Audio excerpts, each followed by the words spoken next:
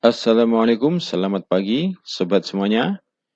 Kali ini saya akan mengulas satu pertandingan catur kelas dunia yang sangat menarik yang berlangsung di tahun 90-an antara Grandmaster Nigel Sots melawan Grandmaster Boris Gelfand. Pertandingan ini merupakan perebutan kandidat juara dunia yang saat itu dipegang oleh Garry Kasparov. Jadi pertandingan ini pemenangnya akan menantang Garry Kasparov untuk memperebutkan juara dunia. Dalam pertandingan yang berlangsung di Brussels, Belgia pada tanggal 17 Agustus 1991 ini, Nigel Sots berhasil memenangkan pertandingan melalui endgame yang brilian dengan serangan tajam semua pion-pionnya di sayap raja untuk menekan Boris Gelfand sehingga Gelfand menyerah di langkah ke-61 setelah ada tekanan pion yang hebat. Untuk lebih lengkapnya, mari kita saksikan pertandingan ini. Nigel Sots memegang buah putih, Boris Gelfand hitam. Putih mulai dengan E4, pembukaan bidak raja. Hitam E5. Kuda F3. Kuda C6. Gajah B5, mengepin kuda. Kuda F6. Rokade pendek. Kuda makan pion F4. D4.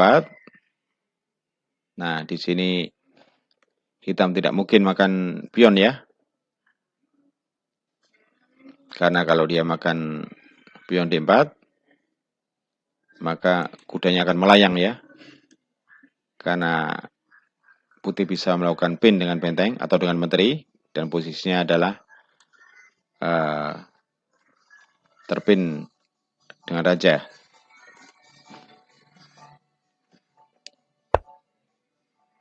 Hitam kuda D6 untuk mengancam gajah B5. Putih menukarkan gajahnya dengan makan kuda di C6. Hitam makan gajah dengan pion D7.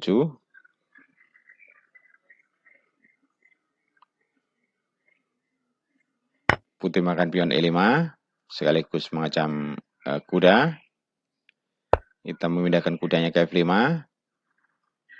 dan putih melakukan pertukaran menteri ya. Nah, di sini sedikit unggul posisi putih ya, karena hitam kehilangan kesempatan rokade ya dengan pertukaran menteri tadi. Rajanya berpindah.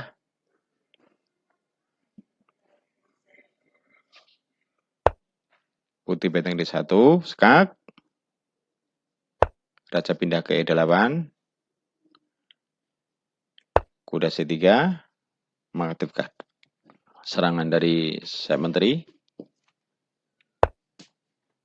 Gajah E6. H3 untuk persiapan menekan dari sayap raja. Gajah B4 mengepin kuda putih. Putih gajah D2 melindungi kuda. A5 memperkuat gajah. Kuda E2 tawarkan pertukaran gajah. Hitam menolak pertukaran dan memindahkan gajahnya ke C5. Kuda F4 mengancam gajah di E6. Gajah D5 memancing pertukaran untuk membebaskan pionnya yang menumpuk ya. Putih kuda ke E1 menghindari ancaman dari gajah terang hitam.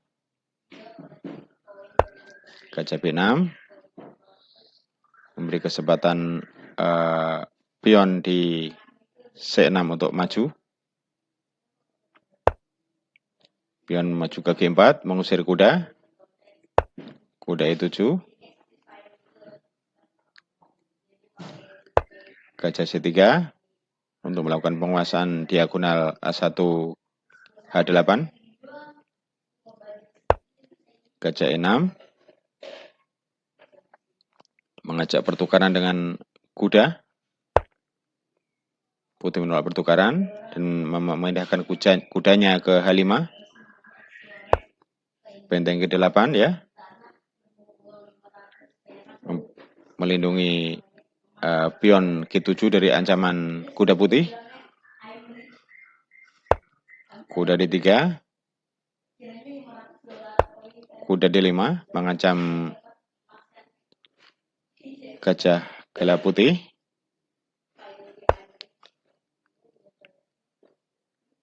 Gajah ke D2 menghindari ancaman kuda. C5 untuk persiapan menekan kuda putih ke C4. Kuda E4 tawarkan pertukaran kuda dan sekaligus mengancam gajah terang putih. Kita menolak pertukaran dan kudanya kabur ke B4. C3 mengusir kuda. Kuda ke C6 mengancam pion putih E5. Benteng E1 melindungi pion E5. A4 untuk terus menekan. Persiapan pertukaran ke A3 nanti ya, untuk beri kesempatan benteng putih maju. Benteng E4.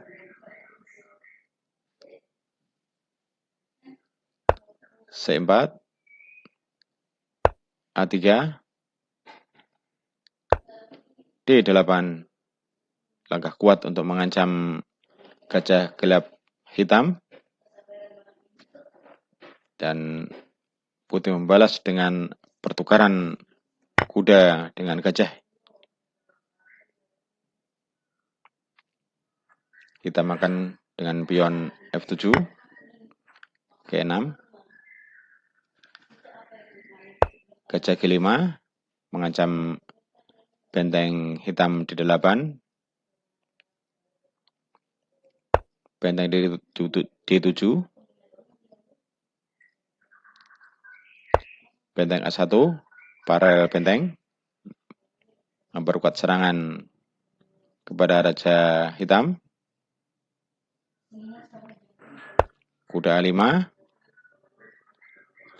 untuk melakukan serangan kepada 3 pion putih yang terisolir di sayap menteri.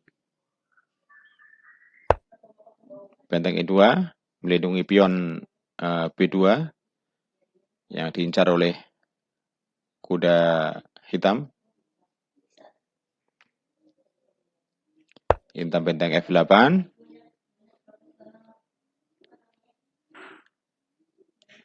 Putih gajah G2. Raja G2 untuk membantu serangan. H6 mengusir gajah gelap putih. Nah, di sini nickel shot sama gangguan putih membuat langkah brilian ya. Mungkin sobat semua bisa tebak apa langkah itu? Ya, tepat sekali ya. Pengorbanan kuda makan pion G7 ya. Dengan pengorbanan ini pada akhirnya nanti akan terjadi pertukaran ya. Satu benteng ditukar dengan 2 perwira gajah dan kuda putih. Memang putih akan kalah kualitas perwira ya, karena satu benteng ditukar dengan 2 perwira gajah dan kuda, namun putih mendapatkan 2 pion. sehingga putih mempunyai 2 pion yang bebas di sayap raja.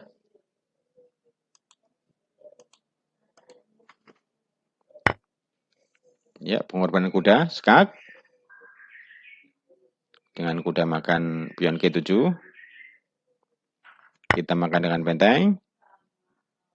Nah, putih makan pion H6 dengan gajah gelapnya mengepin kedua benteng.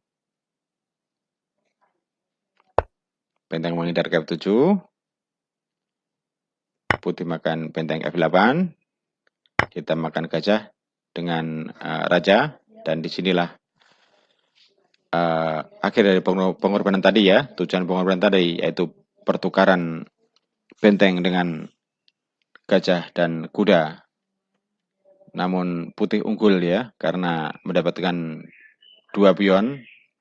Sehingga sekarang posisinya kedua pion putih di lajur G dan H ini bebas. Dan berpulang untuk promosi sekaligus menekan raja hitam. Dan kita lihat analisis barnya ya melalui analisa Stochastic. Di sini putih unggul ya. Ini bar putihnya unggul dengan pengorbanan tadi.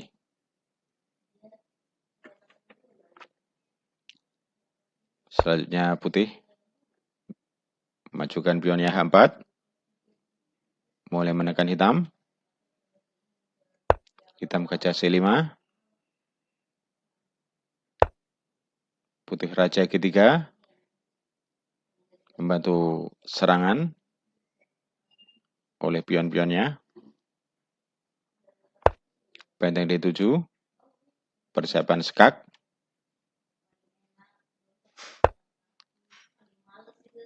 Putih terus majukan pionnya H5. Hitam skak dan benteng ke D3. Putih menutup dengan pion ke F3. Benteng D1. Benteng E4 skak. Raja ke D8. Benteng F6 mengancam pion di E6. Kuda B3 untuk persiapan ke C1 ya, mengancam benteng putih. Putih makan pion gratis, E6. Kuda C1 mengancam benteng E2. Benteng E4 mengancam pion C4. Kuda D3.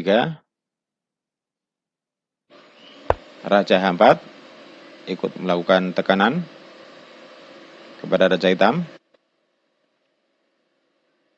Kuda makan pion B2 gratis. Raja G5 terus ikut menekan. Benteng D8. Antisipasi dari tekanan putih melalui benteng dan raja. Benteng G6 skak. Kuda H8. Benteng F6 lagi. Gajah A3 makan pion gratis.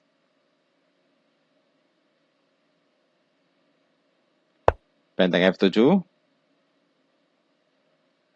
Kuda D1. Nah, di sini putih melakukan langkah kuat ya dengan memaksa pertukaran benteng ke D4. Kita makan benteng. Putih kembali makan dengan pionnya. Kuda E3. Benteng D7. Untuk memperkuat pion di D4. Sekaligus nanti makin mendorong pion-pionnya untuk promosi. Hitam kuda D2. G2. E6. Maju terus. Persiapan promosi. C3. Putih makan pion C7. B5. Sama-sama maju pionnya ya. permainan cukup tajam dengan pion-pion ini. Benteng C3, makan pion gratis. Sekaligus mengancam gajah gelap hitam.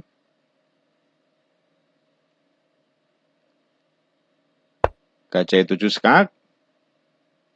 Raja pindah ke G6.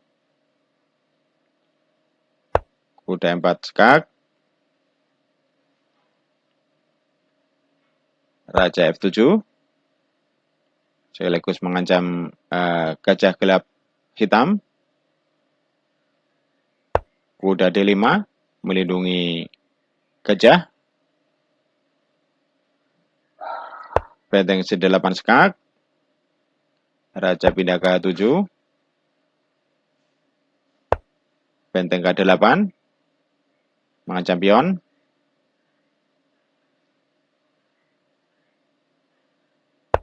A3, pion tetap maju karena ada gajah gelap yang melindungi. F4, putih juga maju, memancing dimakan oleh gajah, oleh kuda, dan hitam tidak mungkin makan dengan kuda ya, karena gajahnya akan melayang dimakan oleh raja.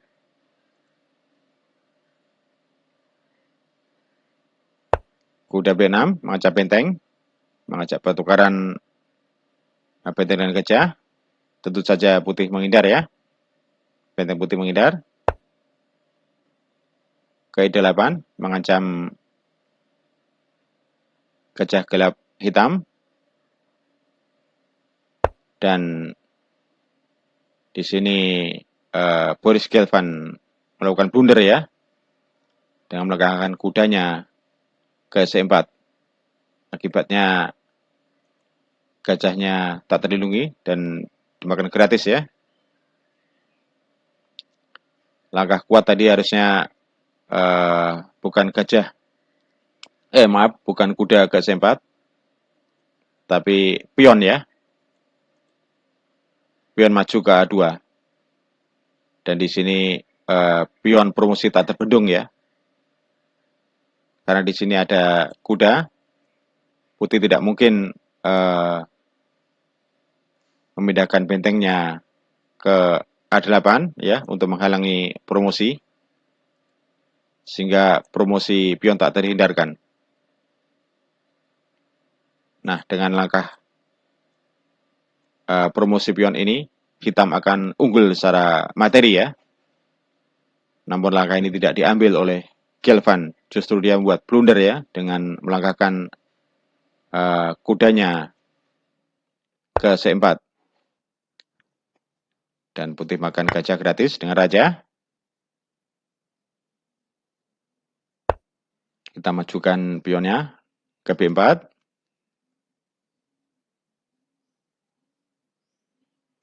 Putih tetap terus menekan dengan majukan pionnya ke G5. Situasi yang berbahaya bagi hitam ya, karena pion-pion putih akan promosi dan ancaman skakmat bagi raja hitam. Hitam raja ke G7. Putih tetap terus menekan dengan pionnya ke F5. Dan di sini hitam menyerah ya. Hitam menyerah karena langkah berikutnya skakmat tak tertolong lagi ya. Berikutnya mungkin bisa saja hitam promosi ya, dengan pionnya ke A1. Namun dia kalah tempo ya, keburu terkena skakmat. Kalaupun hitam melakukan promosi pionnya dengan maju ke A2, putih bisa melakukan skak ke H6, hitam H7, putih gajah F6, hitam promosi jadi menteri ya. Putih G6 skak. Raja tidak ada jalan lain ya, kecuali dia harus makan pion H6 dan skakmat ya, dengan benteng ke H8. Sehingga meskipun hitam bisa promosi menteri, namun dia kalah tempo, skakmat tak terhindarkan. Sehingga di langkah ke-61 ini hitam menyerah. Demikian sobat semuanya, satu pertandingan yang cukup menarik tadi ya, dengan langkah-langkah brilian dari Grandmaster Nickel Shots melalui serangan tajam semua pionnya di sayap raja. Sebelum saya akhiri, saya akan ulas lagi langkah blunder di langkah ke-58 yang dilakukan oleh Boris Gelfand tadi, yaitu di langkah ini ya. Nah, seandainya tadi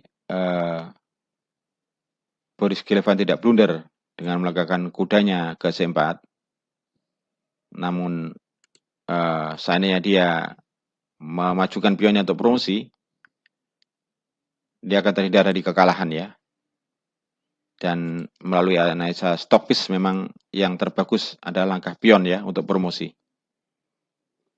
Jadi harusnya tadi bukan kuda ke C4, tapi pion ya untuk maju ke A2. Apabila hitam majukan pionnya ke A2 untuk promosi, ya langkah terbaik bagi putih melalui analisa stokis, yaitu benteng ke G8 ya untuk persiapan skak, dan hitam promosi jadi menteri. Di sini terpaksa putih harus melakukan langkah skak bolak-balik ya untuk meraih hasil remis ya, karena posisi dia sudah tertinggal kalah secara materi ya, karena hitam punya menteri. Dan berikutnya pertandingan akan draw ya apabila putih melakukan langkah skak abadi.